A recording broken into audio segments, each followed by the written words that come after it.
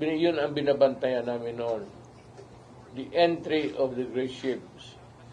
Pero walang nangyari. There was never a time that we sent the great ships in China and China sent there. Ano yung great ship? When we talk about great ships, we are talking about warships. Ang nangyari dito sa China all along was a coastal guard, coastal patrol. So, hindi naman hanggang ngayon, but there are misconceptions perpetuated, not by us. Well, itong nasa gobyerno na napakamarunong. You know, ito ang nangyari. You better make it of record. Nung pumunta ako sa China, I was with Delfin Lorenzana, the DND. I was with Anyo, who was my security advisor, national security advisor, and the advisor of ni Bongbong ngayon, national security advisor. Yon. Nandoon sila lahat, Esperon, and my cabinet members, lahat sila. Except si Esperon lang ata ang wala kay PBBM ngayon. Pero lahat nga ngayon nandun eh. Hindi ko nga maintindihan saan nanggagaling yung, alam mo yun, yung invento na may gentleman's agreement. Oh, aside from Roque, bakit pinaniwalaan? I mean, eto, as simple as this. Simpleng-simple lang. Bakit to? May isang tagalabas kung ano-ano sinasabi. Meron naman tagaloob na pwede kong tanungin, tauhan ko pa. Totoo ba itong mga bunganga ni Roque? Roque kasi pampagulo ka rin eh. Sa totoo lang, pasensya ka na Roque, ikaw may kasalanan nitong lahat na to eh. So, ang linaw eh, pwede mo naman tanungin si Anyo, nandyan si Anyo sa tabi mo, nandyan si Lorenzana, nandyan si Galvez. Ba't hindi tanungin? Diba? Ito ang opening remarks ko kay Xi Jinping. Ano? Kunin ninyo ito.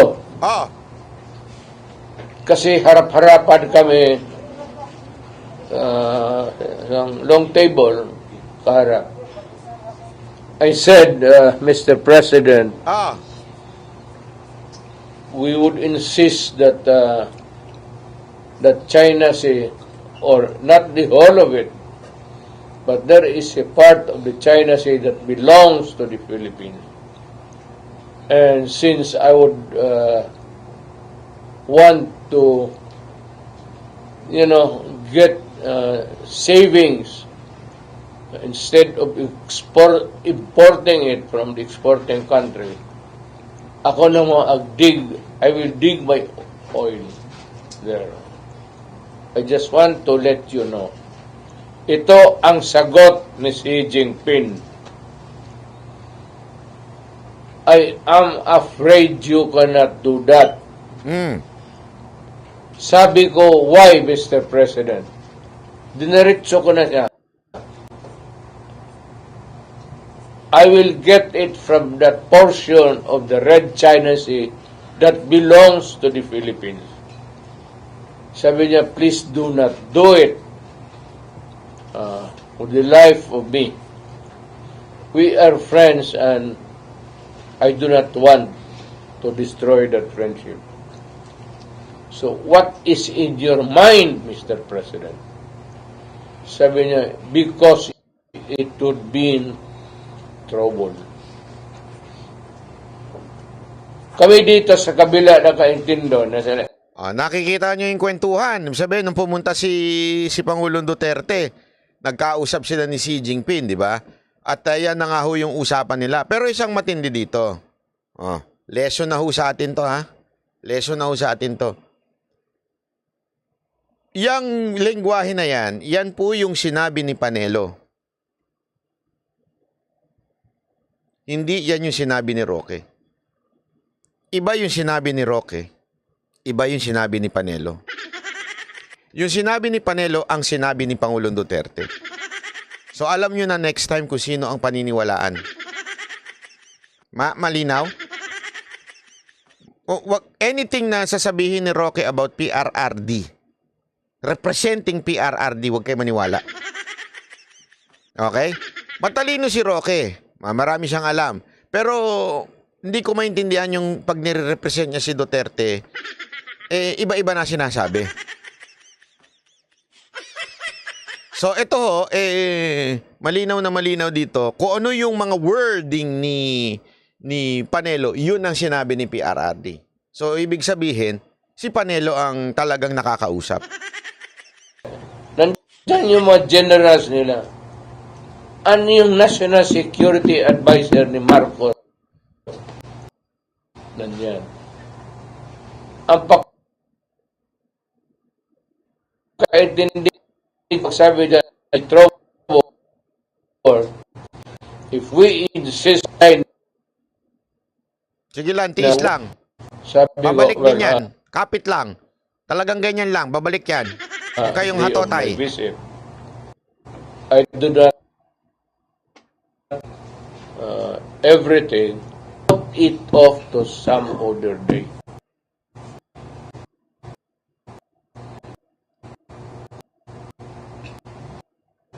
Yun ang you put it to some other day. Wait lang ha. Italong ko na. Why don't you go there and give the protection that is being mounted by... Bakit hintayin pa nila magkaroon ng patayan? Di iparking na niya yung 7th plate niya doon. This 7 plate is... Ayan, oh, may humihirit. Si Hilario Ramos. Na alam naman natin, troll. Sabi nga ni Makagago, ang mga troll bayaran. May mga troll nga daw sila eh. Inamin din niya. Ni Makagago yan. Oh. Sabi dito, ayan ang ano eh. Aminin na kasi na para maniwala ang bayan, sayang kung magsisinungaling pa. Ganyan din ang sinabi ni Carpio. O, pakinggan nyo muna nyo si Carpio ha, para maintindihan nyo. Yan din na sinabi ni Carpio eh. O, kaya alam mong troll. Kasi sinusundan nila yung sinasabi ng mga amo nila. Spokesperson, sinabi niya meron talagang gentleman's agreement. So, anong nilalaglag na siya ng China? Sabi niya, wala raw ako doon. Wala ako doon eh. Pero sinabi ng China, may gentleman's agreement. Sinabi ni Roque, may gentleman's agreement. Ngayon, dinideny niya. Paano yan? Sinabi ng China, kinonfirm ng China kahapon, di ba? Nakalagay doon. Any message po kay President Duterte on the gentleman's agreement? Well, sabi ni Duterte, former President Duterte, sabi niya, I never entered into a gentleman's agreement over Ayungin Shoal. Sabi naman ng China ngayon, spokesperson ng Foreign Ministry ng China, there is a gentleman's agreement between Duterte and China over Ayungin Shoal. Sino nagsisinungaling sa kanila? Who is lying and who is not telling the truth? Yun ang question ngayon. Who is lying and who is telling the truth between Duterte and China? Oh, ayan oh. So parang sinasabi niya, umamin ka na ng totoo ko ano yung nangyayari. Sabi nito yung ni Boss Dada, galit sa China pero naniniwala sa China. Double standard ang tawag dyan sa ganyan eh. Diba? Akala ko ayaw nyo sa China, sabi nga ni Garski, totoo. Akala ko ba ayaw ninyo? Tapos ngayon, magkaiba yung... ito katulad nung troll kanina. Sabi niya, umaming ka na. Yan na nga, nagsasalita na nga eh. Baka kanyo, ang gusto nyong sabihin, yung gusto ninyong marinig. Minsan kasi may ganyan eh. Lalo na yung mga jowa nyong pulpul. Yung mga jowa ninyong gusto nila marinig yung ikatutuwa ng kanilang tenga. Di ba? Umamin ka na kasi kahit wala ka naman dapat aminin. Kasi wala naman talaga. Di ba? Pero sasabihin niya, hindi ka nagsisinungaling ka. Ikaw may alam ng totoo, pero ikaw pa rin yung nagsisinungaling. Di ba? Yun ang ibig kong sabihin eh. Nagtataka ako, gusto niyong paaminin yung mama, ayan na nga, nagsasalita na nga, oh. Tapos ayaw ninyo yung sagot, sasabihin niyo, umamin ka na.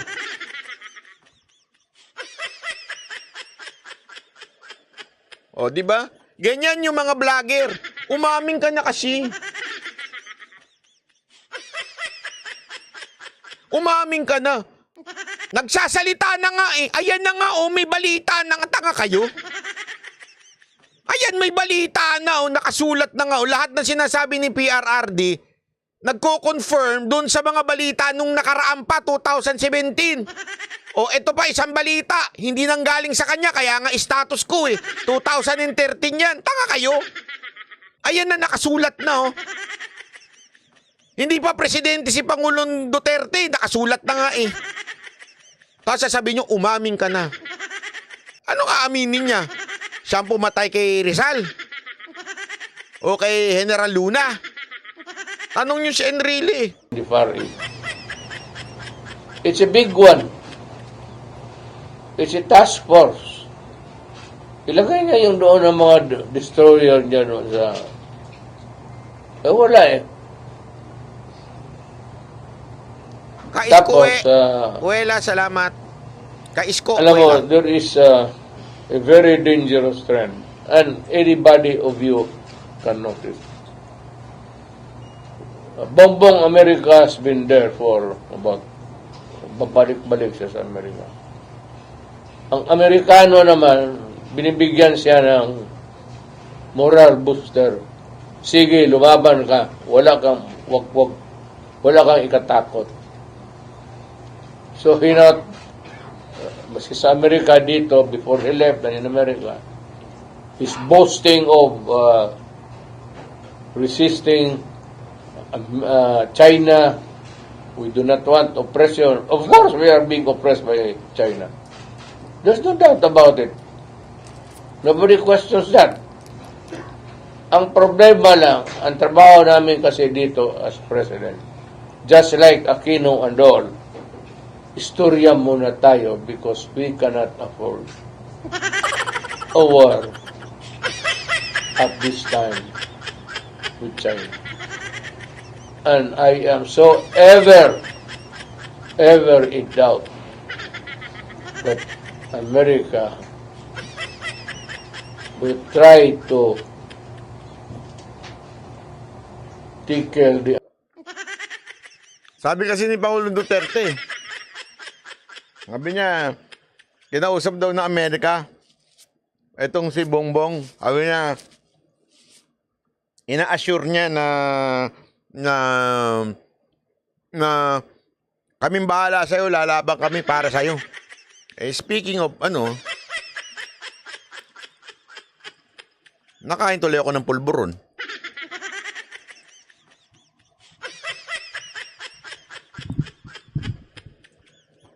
Kumain lang ako ng pulburon na, wala ko sinasabi.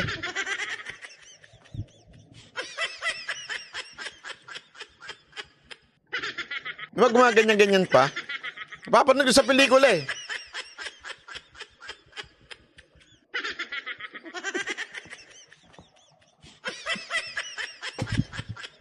Hindi ko talaga alam eh.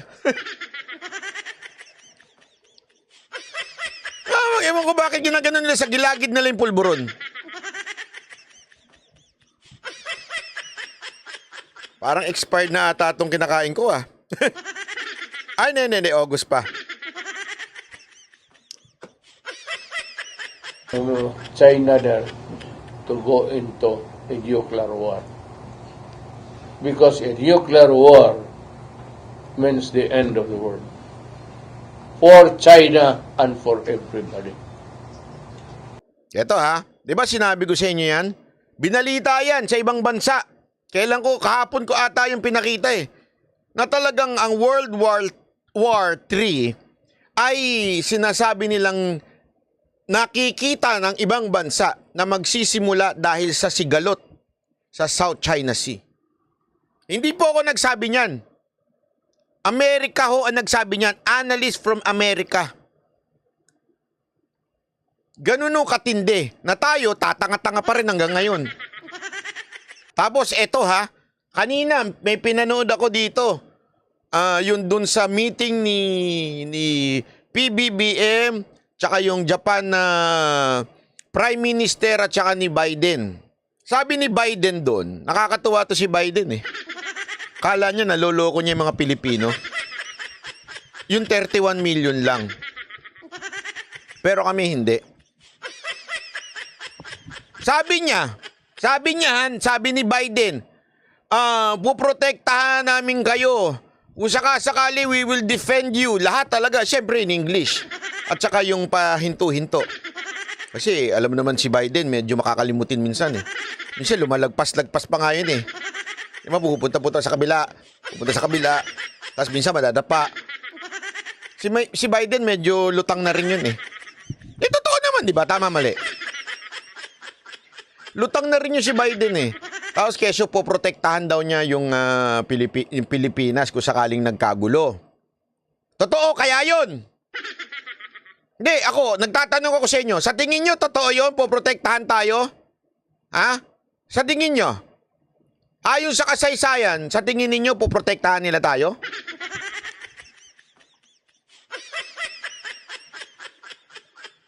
Anong ginawa nila nung unang araw na binomba ng Russia ang Ukraine? Di ba kawawang-kawawa ho yung Ukraine? Oh. Tapos, it took how many days before sila dumating para mag-rescue? Tama, mali? Di ba? After nun, tanungin ko kayo, sa tingin nyo ba tumagal na tumutulong ang US sa Ukraine? Hindi. Tumigil. Buwe, banat bay! Tinatarantado mo kami! Chismosa ka pala eh! Panoorin nyo ito, ha? Panoorin nyo! Manood kayo. Makinig. Nangangamba sa Ukrainian President Volodymyr Zelensky na matatalo sila sa giyera kontra Russia kung hindi aaprubahan ng US Congress ang military aid para sa kanila. Bakit?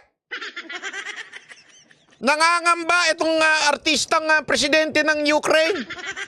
Artista daw to eh. Bakit kanyo? Kasi parang iniwan siya. Parang iniwan siya at pag hindi tutulungan, baka matalo sila sa ending.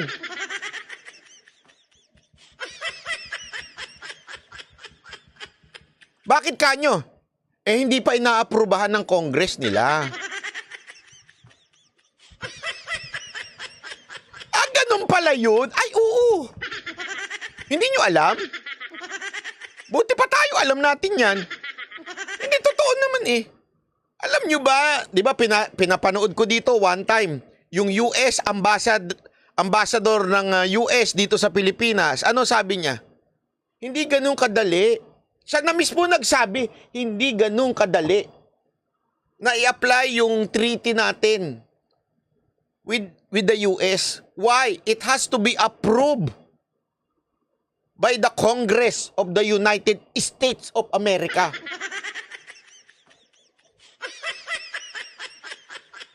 So, sinasabi ni Biden, wala lang, speech. Ang tawag doon, para lang maganda. Don't ever forget, meron niyang political analyst na, kasi manood kayo ng international law. Wag lang kayo manood sa GMA tsaka sa TV5. Mga makikitig dyan, mga yun eh. Panoorin ninyo international news. Alam nyo ba kung anong usapan doon? Na kaya pala magkakaroon ngayon ng pinatawag ang Pilipinas at ang Japan kasi naghahanap lang ng kaalyado si Biden for the next election.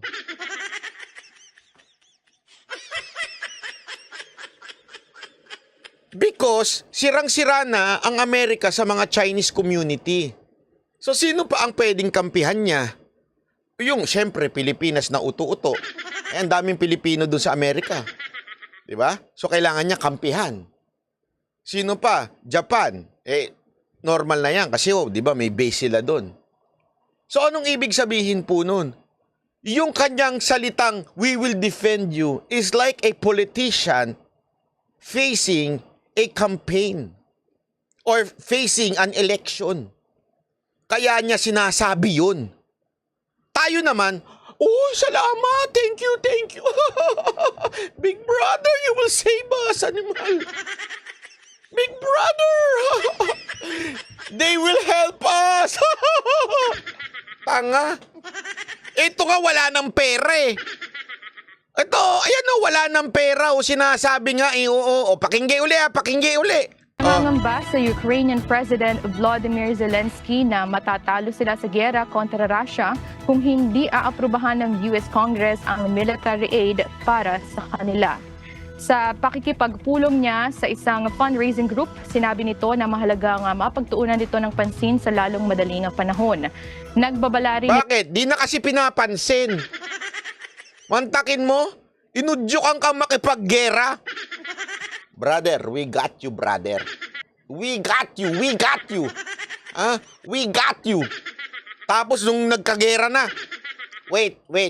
Pag-uusap muna kami sa Congress, ha? Isiguraduhin man muna namin it's a constitutional, yung pagtulong namin. Ang bihirang animal yan, no? Ito na kung mabibigo sila sa laban na ito, marami pang bansa ang aatakihin ng Russia. Nagpasa ang US Senate noong Pebrero ng $95.3 billion foreign aid kasama ang para sa Ukraine at Israel.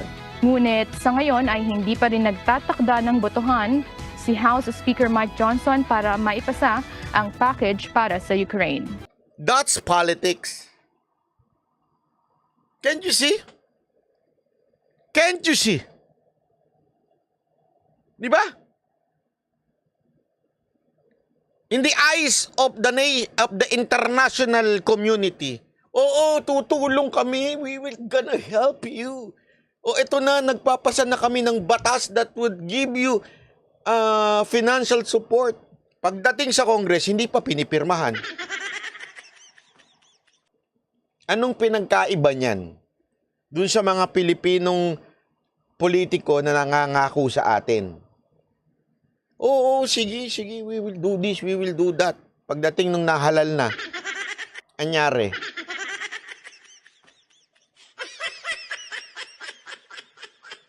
Gusto nyong matulad tayo dito? Sige lang, ituloy nyo lang yan. Maganda, ituloy nyo. Ituloy nyo ang pagiging tanga ninyo umasa sa Amerika.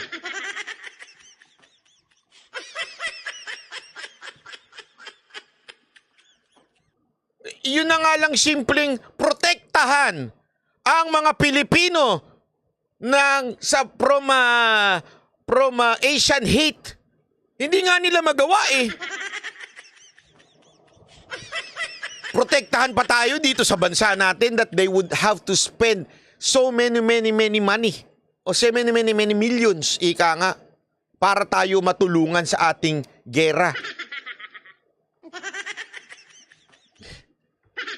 Alam mo kayong mga Pilipino, tama talaga sa inyo yung pelikula ni General Luna eh.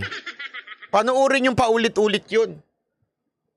Ako, suggestion ko lang, lalo na sa mga tanso, lalo na yung mga bobong vlogger na tanso, yung mga bayaran tanso na vlogger, panoorin nyo uli yung pelikula ni General Luna. Yun ho ay nangyari. Maaaring yung mga ibang salita, lengguwahe, maaaring ginagdag na lang ho yun. Pero yung mismong factual truth na nandun, yung tinatarantado tayo ng Amerika, pinag-away yung dalawa nating pinuno para magpatayan, dinivide and conquer tayo, tas nung haharap na tayo sa problema, bigla tayong iniwan. Ginawa na nila sa atin yan. Kaya nga ang tanong ni General Luna, negosyo o bayan? Bayan o negosyo? Tayo para tayong berheng umiibig. Ayoko na sabihin yung puta pero ganun eh, totoo eh.